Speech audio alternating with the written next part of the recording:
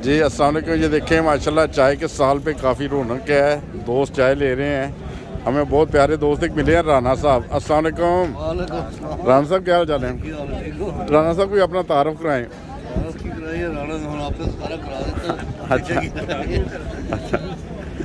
अच्छा राना कलीम साहब अस्सलाम वालेकुम। कोई अपना तारुफ वगैरह करो सर। अच्छा अच्छा जबरदस्त जबरदस्त यह जट्टां दी पछाण होंदी ना। ते कलीम साहब तुसीं दसो तुहाडी सेहत दा राज की स्पोर्ट्स वगैरह करदे हो जां कोई दोस्तां नूं कोई तलकीन करना चाहते हो? बस अल्लाह दा शुक्र है, स्पोर्ट्स ही करनी चाहिदी है। स्पोर्ट्स दे नाल बंदा फिट रहिंदा। ते कोई खाण पीण दी खुराक दा भी कोई? हाँ घट खाओ बस। अच्छा हाँ जिन्नी जरूरत है उन्ना खाओ। जिन्नी जरूरत है उस तो घट खाओ। नहीं तुसें माशाल्लाह काफ़ी इन्फॉर्मेशन होंदी तुहाडी।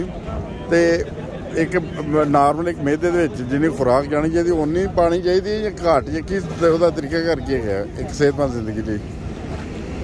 नबी पाक सल्लल्लाहु अलैहि वसल्लम दी हदीस है ना कि एक हिस्सा जिहड़ा तुसीं खुराक लई रखो। अच्छा एक तुसीं रखो पानी लई। अच्छा हवा लई। अच्छा ते बस मुनासिब खाओ, थोड़ा खाओ, पेट अपने थले जाता। सही। चलो बहुत शुक्रिया सर, जज़ाकल्लाह।